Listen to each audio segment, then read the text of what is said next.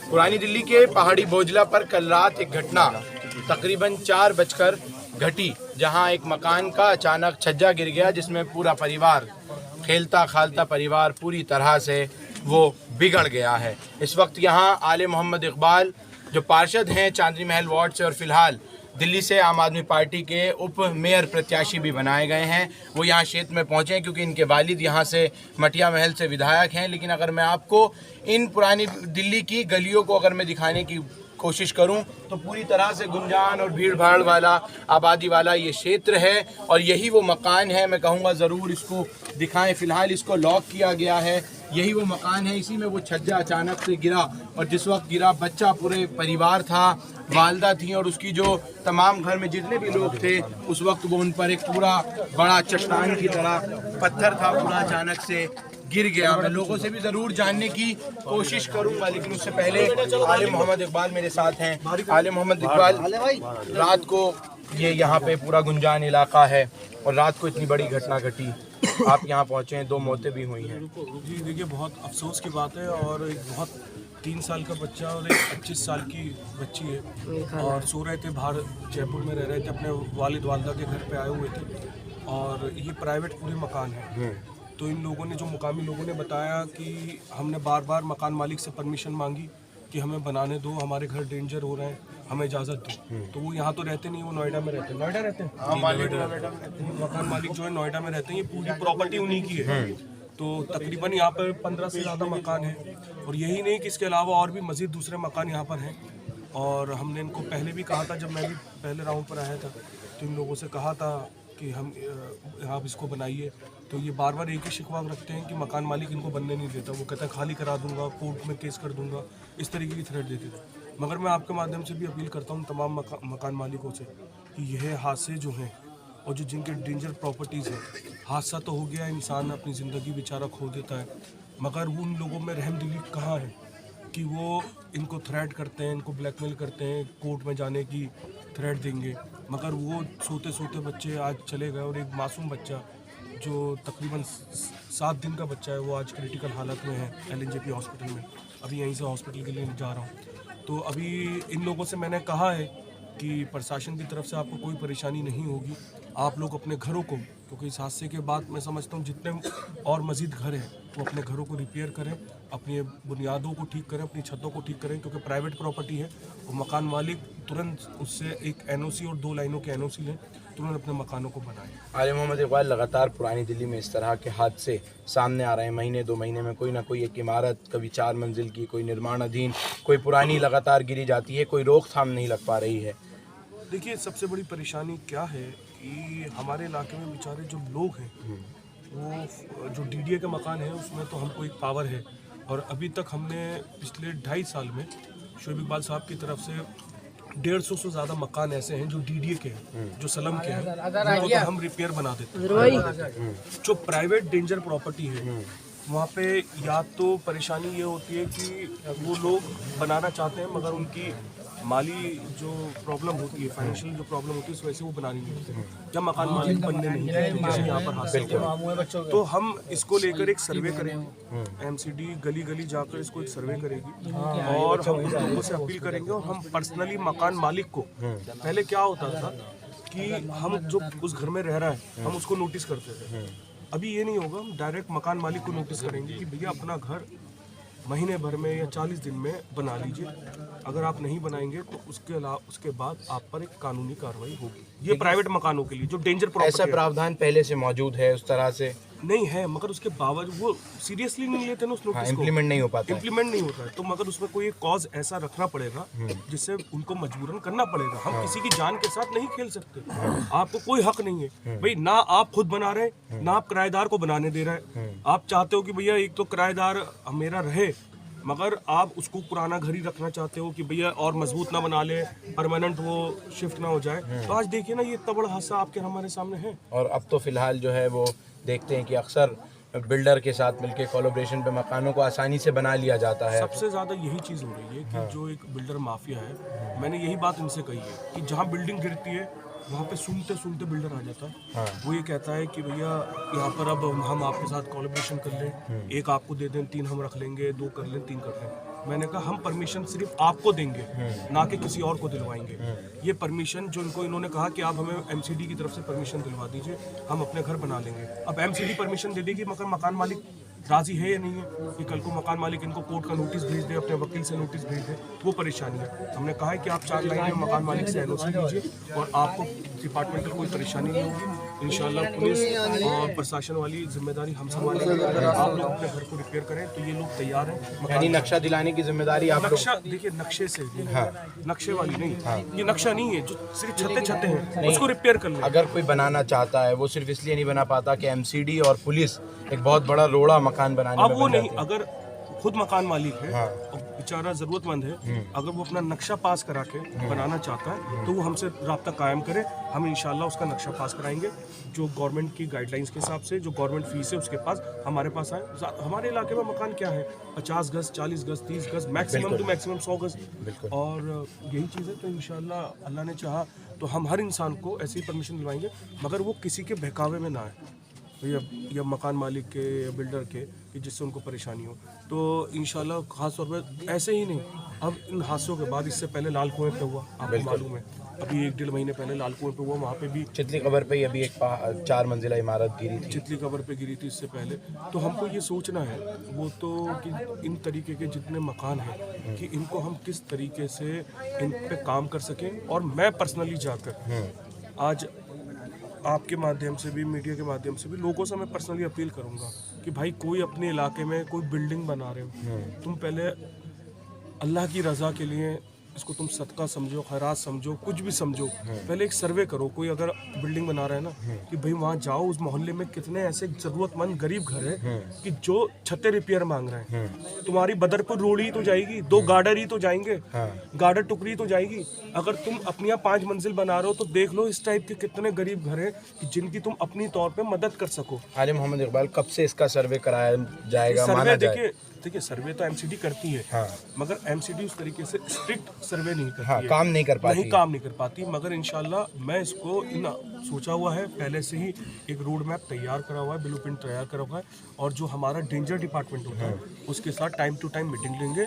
मगर वो जो डेंजर डिपार्टमेंट नोटिस देता है, नोटिस देने के बाद उसके बाद कार्रवाई नहीं कर पाते लोग, लेकिन वो नोटिस 4-5 हज़ार रुपए की रकम में दब जाया जाता है। हाँ, ऐसे ही होता है। अब इंसान भी ये होता है कि नोटिस तो आ गया, घर एमसीडी वाले तोड़ने आ जाएंगे, भाई ये ले, बंद मुट्ठी, चले जा, फलाना है, अवॉइड कर, मेरे घर को इग्नोर कर दे, रहने दे, मैं कर लूँगा। फिर इंसान भी आलकसी में नहीं करता, वो जो आलकसी होती है फिर वो एक हादसा की शक्ल लेता है। तो इंशाल्लाह मगर अब ये हादसे की शक्ल ना ले, तो इसके लिए हम बहुत डोर टू डोर एक सर्वे करके इंशाल्लाह इस पर एक पॉजिटिव रिजल्ट निकालेंगे। आखिरी सवाल, ये गरीब परिवार पूरी तरह से उजड़ा है, माँ की जान गई है, एक 3 साल के नन्हे मासूम की जान गई है, कोई मदद की जाएगी, कोई मदद का सहारा दिया जाएगा? पूरे परिवार से जो हमारे मुकामी यहाँ के लोग हैं, हमारे जो साथी हैं, टीम है, उनसे मिलेंगे। अभी ये लोग डिस्चार्ज होकर इंशाल्लाह अल्लाह से दुआ है कि साथ खैर के साथ अपने घर लौट के आएँ, और उसके बाद परिवार से मैं मिलूंगा। हमारी जानिब से और शुभ इकबाल साहब की तरफ से जो भी मदद होगी इंशाल्लाह हम करेंगे, और सरकारी तौर पर भी जो होगी वो करेंगे इंशाल्लाह। चलो भाई, अब दोनों जल्दी आ जाओ, अपना अपना करवाना है, क्या बात है। ये डेंजर वाला हिस्सा हाँ चलो भाई, आगे निकलना। हाँ हाँ भाई, हम कुछ भी नहीं कर सकते, कभी कुछ करने ही खड़े होते थे ना, फौरन मजदूरों को भी बुला लिया करते थे। नहीं खाला, अब तो देखो बहरहाल ये तो आप चीज पहले हमें बताते तो हम करते, वो तो गलती उनकी है। मगर आप भाई उनसे कौन मिलेगा, मकान मालिक से कौन मिलेगा जी? भाई मकान मालिक से कौन जाके मिलेगा? पीछे बंद करके दोबारा कोई भी नहीं आया, नहीं वो नहीं आया, नहीं छोड़ दो वो। मैं आपको ज़रूर दिखाने की कोशिश करूँ, जो आपस के यहाँ रिहायशी हैं वो तमाम मकानों में दिखाने की यही कोशिश कर रहे हैं आलिम मोहम्मद इकबाल को, विधायक पुत्र को, डिप्टी मेयर प्रत्याशी को, कि किस तरह से यहाँ मकानों की हालत है। लेकिन मकान मालिक पूरी तरह से जो है वो इग्नोर कर रहे हैं, और अगर इस तरह से इग्नोर किया जाएगा इन इमारतों को, इन खस्ता हाल मकानों को, तो ज़रूर ऐसे हादसे फिर होंगे और लगातार होते रहेंगे। बिल्कुल नगर निगम को वो डेंजर डिपार्टमेंट हो या फिर तमाम दूसरी चीज़ें, जब नई नई इमारतें बनती हैं तो नगर निगम की बात हो या फिर दिल्ली पुलिस या उसके अलावा दूसरे महकमों की, वो तमाम के तमाम पहुंच जाते हैं। लेकिन जब ऐसे हादसे होते हैं तो फिर वो तमाम जो है वो कहाँ चले जाते हैं, ये बिल्कुल गौर फिक्र करने वाली बात है। 2 लोगों का इसमें इंतकाल हुआ है, घर उजड़ गया है पूरी तरह से। इसके लिए ज़िम्मेदार कौन है? क्या उस मकान मालिक पर मुकदमा किया जाएगा या फिर जो है उसको देखा जाएगा कि आखिर इतने गुंजान आबादी का ये क्षेत्र है। यहाँ मैं आपको दिखाने की कोशिश करूँगा, ये 10-11 मकान तकरीबन बने हुए हैं, तमाम लोग यहाँ खड़े हैं, तमाम मकानों की खस्ता हालत है। और इतना बड़ा ये हादसा हुआ कि एक बड़ा पत्थर जो है वो अचानक गिर गया और उसके बाद जो हाल हुआ है वो ज़रूर मैं आपको दिखाने की कोशिश करूँगा। और ज़रूर एक मिनट आप हटिए थोड़ा सा, ज़रूर जी अंदर चले। हम जाते अब भी नाली यहाँ से वहाँ तक खाली थी, सब में पानी आ रहा, सब पूरी गली वाले भी देखते 4-4 दफे 5-5 दफे सुबह शाम जाती है, ताला लगा होता है। और वो ये बोल देते हैं हमारे घर का पानी नहीं है, ये वाले, ये आगे वाले बोल देते हैं। हाँ, ये बोले हमारा नहीं, वो बोलते जावे वो हमारे। आप यहाँ किराएदार हैं कि क्या? बहुत पुराने हैं हमारे, बहुत पुराने किराएदार हैं, 70 साल जी किराएदार है, 80 साल के सुनवाई नहीं होती है। तो कहते हैं हाँ हो जाएगा। नहीं, मकान मालिक को आपने इसके लिए शोकॉस नोटिस दिया हो? बहुत दफा किया है, कोई नहीं सुनता मकान मालिक। हाँ, धमकी दे देती है वो। क्या क्या क्या? अच्छा, मकान मालिक कोई महिला है क्या? लेडीज हैं। तो फिलहाल ज़रूर इन लोगों के साथ जो है हाँ, तो वहाँ से कोई ना कोई आ जाता है धमकी देने के लिए, उसके लिए वहाँ आगे भी वैसे रहते कहाँ हैं वो? पता नहीं ना, में बताते हैं। बिल्कुल, पुलिस को भी इस मामले में जो है वो संज्ञान लेना होगा और नगर निगम को भी सख्ती के साथ ये लोग ज़रूर। हमने एक बार हमने अभी के 1 महीने की पहले की बात है, पानी और बहुत आने का हमने में चालीमेट में या यहाँ पे जवाइन में सब में करा था। वो फिर उन्होंने जावेद को बुला लिया था, उन्होंने फिर वो बोले हमने चलो जावेद। ये जावेद कौन है? ये कोई रहता है इनके यहाँ, कोई भी वो रहता हो। हाँ, मकान मालिक का देखभाल करते हैं कोई।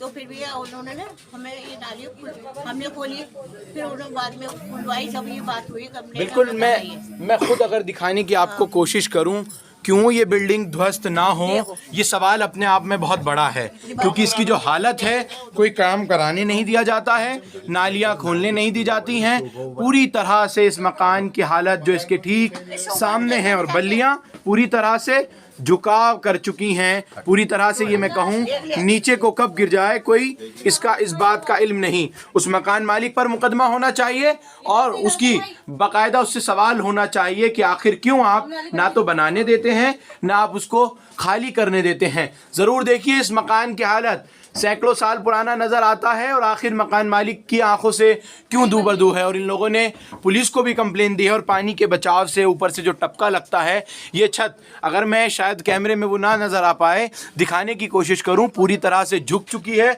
और गिरने के लिए पूरी तरह से ये छत भी तैयार है। क्या प्रशासन को, नगर निगम को और यहाँ पहुँचे उन तमाम लोगों को ये चीज़ नज़र आएगी और मकान मालिक इस पर क्या संज्ञान लेंगे, ये अपने आप में एक बड़ा सवाल है। और संज्ञान होना चाहिए ना कि सिर्फ इन मकानों को लेकर, बल्कि जो दूसरे मकान हैं यहाँ पर, ये जो लाइन से यहाँ बने हुए हैं, इन पर भी उनको गौर व फिक्र करनी चाहिए। सबकी हालत लगभग एक सी नज़र आती है, सब एक से ही नज़र आते हैं। बिल्कुल, ये मैं यहाँ कुछ महिलाएं हैं, ये बता रही हैं क्या? हाँ बिल्कुल, मैं दिखाने की कोशिश करूँ, हर एक मकान बिल्कुल उसी तरह का नज़र आता है। बहन किस तरह से कितने कब? हाँ बिल्कुल नहीं, बिल्कुल ये जीना अगर मैं दिखाने की कोशिश करूं तो मैं देखिए ऊपर जाकर ऊपर मैं आपको सबके ये दादा इलाही मकान बता रही हैं, लेकिन अभी कुछ लोगों ने कहा कि ये मकान जो है वो पूरी तरह से आपको मैं अगर दिखाने की कोशिश करूं तो कोई मकान मालिक हैं वो बनने बिल्कुल नहीं देते हैं। और दरारें किस तरह के इन मकानों में हैं, क्यों नगर निगम कहाँ सोया हुआ है, कहाँ दिल्ली पुलिस के वो अमले हैं जो नई इमारतों पे जो है वो पहुंच जाते हैं बनते वक्त, या फिर कहाँ हैं वो तमाम लोग जिनको ये इमारतें पूरी तरह से नज़र नहीं आ रही हैं। मैं ज़रूर अंदर से भी उस बिल्डिंग को दिखाने की जो वो छज्जा है, माफ़ कीजिएगा, उसको भी दिखाने की ज़रूर कोशिश करूँगा, लेकिन फ़िलहाल अपने आप में सोचना होगा। इस तरह के हादसे न रुकते हैं और 2 लोगों की जान चली गई इस हादसे में, इसका ज़िम्मेदार कौन है, किस पर इसका मुकदमा दर्ज किया जाएगा, ये अपने आप में एक सवाल है। होता है इन तमाम चीज़ों को दिखाना हमारे लिए भी, लेकिन मैं आपको दिखाने की कोशिश कर रहा हूँ ऊपरी हिस्से से। यही वो हिस्सा है जहाँ अंदर ये पूरा छज्जा जो है वो ज़मींदोज़ हुआ है। वो ठीक खेलता खालता परिवार इसी मकान में सो रहा था। छोटा सा 30 गज़ का मुश्किल से ये आशियाना होगा, और जो पूरी तरह से उजड़ गया, क्योंकि इसके रहने वाले ही पूरी तरह से वो उजड़ गए हैं। और इन मकानों की हालत ये तिरपाल बयां कर रही हैं कि यहाँ पानी का किस तरह का टपका लगता होगा। ज़िम्मेदार कौन है, ज़रूर प्रशासन को सोचना होगा और देखना होगा कि आखिर क्यों इन लोगों पर कार्रवाइयाँ नहीं की जाती हैं।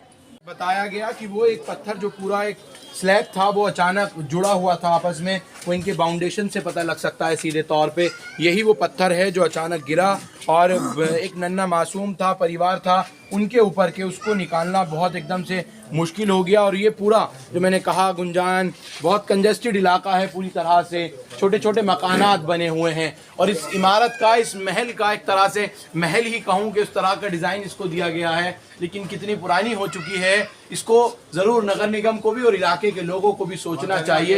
ये छज्जा भी नज़र आ रहा है, सिर्फ यही नहीं आगे भी बल्कि तमाम चीज़ें जो हैं इसी तरह की नज़र आ रही हैं। सोचना होगा प्रशासन को भी कि आखिर इन इमारतों को या फिर यहाँ के लोकल जो लीडर्स हैं उनको भी कि इस तरह के हादसे लगातार होते रहते हैं। अब से ठीक कुछ दिन पहले चितली कबर पे हुआ और ये एक हादसा हो गया जिसमें 2 लोगों की जान चली गई। हालांकि उस मामले में किसी की जान नहीं गई थी, वक्त रहते उस इमारत को खाली करा लिया गया था। बहुत दुखद ये घटना है। मेरे साथ परिवार के एक सदस्य हैं अजहर, क्या ये पूरा किस वक्त का ये मामला था? ये 3:30 बजे। 3:30 बजे का, मतलब क्या अचानक से ये अपने आप अचानक से गिरे। हाँ, तो कौन कौन घर में उस वक्त मौजूद था?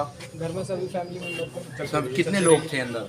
अंदर अंदाजा 10 लोग थे। 10 लोग थे, मतलब 30-35 गज के मकान में 10 लोग थे जी। तो कौन कौन किस में क्या हुआ है एक बार मुझे ज़रूर, बहुत दुखद घटना है, पूछनी नहीं चाहिए, लेकिन कितने लोग इसमें जो है वो फ़िलहाल क्रिटिकल हालत में हैं? तो 2 बच्चे तो आईसीयू में हैं जो अभी 8 जो नन्हे मासूम हैं, जो जुड़वा हैं। और 2 जो हैं वो भी आईसीयू में ही हैं, बड़े वाले। अच्छा। और उनकी वालिदा का इंतकाल हो गया। हाँ। और एक उनके भाई का इंतकाल हुआ है। भाई की उम्र कितनी होगी? 3 साल 3.5 साल। मतलब 3 साल, एक बच्चा 3 साल का, और उनकी वालिदा का जो है वो इंतकाल हुआ है। फिलहाल ये बहुत, इसमें कुल मिला के जो है वो 4 लोग जख्मी हुए हैं। आप कौन हैं उनके? मैं मामा। तो यहाँ कितने दिनों से ये परिवार रह रहा था? 10 दिन से। आप कहाँ रहते हैं सर? यही घर है मेरा, यही है। अच्छा, आप भी इसी में रहते हैं। तो इतना खस्ता हाल ये मकान है, और सारे ही मकान खस्ता हाल हैं। इसको लेकर कभी आपने मकान मालिक से? हाँ। और सबसे शिकायत कोई नहीं सुनता। कोई नहीं सुनता। क्यों? मकान मालिक को ऐसी क्या खुमारी है कि अब वो 2 लोगों की जान चली गई? यही तो खुमारी है जो बिल्डरों के चक्करों में थे ये। हाँ, ये लोग इस प्रॉपर्टी को बेचने के चक्कर में लगे हुए थे। बिल्डर खुद खाली करा लेंगे, इसी चक्कर में थे ये। जो बिल्डर माफिया है वही जारी रहेगा। कागज नहीं है, सबसे बड़ी बात है उसकी प्रॉपर्टी का कागज नहीं है, इसी वजह से छोड़ के सब चले जाते हैं। और आज ये बिल्डिंग इससे मलबा अंदर पड़ा हुआ घर में। बिल्कुल 2 गुना मलबा, वो मैंने दिखाया, 4 गुना मलबा अंदर पड़ा हुआ है। और जो चौका उसको और बच्ची के ऊपर गिरा है वो तो अभी अंदर है। वो बहुत बड़ा पोर्शन है, वो बहुत भारी है, कम से कम कई टन का पोर्शन है। यानी कुल मिलाकर बात यह है कि बिल्डर माफियाओं को बिल्कुल थोपने की कोशिश करी है। और ये जो यहाँ तमाम रिहायशी परिवार हैं इनको अपने आप धक्के निकालेगा। और नहीं ये तो पुलिस की से और या किसी ना किसी तरह वो बाहर निकालेगा। बदमाशों के थ्रू या पुलिस के थ्रू हाँ निकालने की। लेकिन कुल मिलाकर बात यही है, पुरानी दिल्ली, मैं फिर कह रहा हूँ, कितनी भीड़ भाड़ वाला ये क्षेत्र है, आपको खुद नजर आता है और दिखता है। सवाल आखिर में वही निकल कर आता है कि अगर राज मिलेगा पुरानी दिल्ली में, तो या तो बिल्डर माफियाओं का राज दिखेगा या फिर राज दिखेगा बदमाशी का। अचानक ऐसी घटनाएं होती रहती हैं। कोई ये पहली इमारत नहीं, चाहे चांदनी महल हो या फिर शीश महल में वो इमारत गिरी हो, अभी हाल ही में चितली कबर पे इमारत गिरी हो, आज़ाद मार्केट में इमारत गिरी हो, लगातार इस तरह के हादसे होते रहते हैं। लगाम नहीं लगती है, प्रशासन पूरी तरह से नाकाम और नगर निगम भी नाकाम नजर आता है। सरकार के तो कहने ही क्या, पूरा सिस्टम नाकाम नजर आता है। ऐसे हादसे लगातार सामने आते हैं, लेकिन देखना होगा क्या इन पर लगाम लग पाएगी या इसी तरह से मौत का खेल जारी रहेगा। ये अपने आप में एक बहुत बड़ा सवाल है। दुखद घटना है, 2 लोगों की जान चली गई, 4 लोग क्रिटिकल हैं, आईसीयू में एडमिट हैं। उनके लिए क्या जिम्मेदारी है? मैंने जब यहाँ स्थानीय विधायक के पुत्र पहुँचे और होने वाले दिल्ली के डिप्टी मेयर पहुँचे, मैंने उनसे सवाल किया क्या इन लोगों की कोई मदद की जाएगी, तो उन्होंने कहा कि ज़रूर जो है मदद की जाएगी। साफ तौर पर वो भी यहाँ से मैं खुले तौर पर कहूँ बचते नजर आए, क्योंकि हम निष्पक्षता के बल पर यहाँ जो है खुलकर सवाल पूछते हैं, दबी कुचली बात नहीं करते हैं। लेकिन सवाल है इन जानों का जिम्मेदार कौन है, ये हर एक को सोचना होगा। और प्रशासन क्या कुछ इसमें रवैया अपनाएगा, ये भी देखने लायक रवैया होगा। अब इस इमारत में 10 से ज़्यादा और मकान हैं, इसके लिए आगे क्या कुछ कदम उठाया जाएगा, ये भी देखने लायक होगा। या फिर किसी बिल्डर माफिया को ये कई सौ गज की जगह दे दी जाएगी और इन तमाम लोगों को जो कई साल से यहाँ रह रहे हैं, रिहायशी हैं, उनको फिर यहाँ से निकाला जाएगा, बेघर किया जाएगा। फिलहाल आप तमाम लोग इस खबर के लिए हमारे साथ जुड़े, इसी तरह देखते रहिए द अवेयर पॉइंट न्यूज़। सच्चाई के साथ हर खबर से रूबरू कराते रहेंगे। शुक्रिया team the aware point news.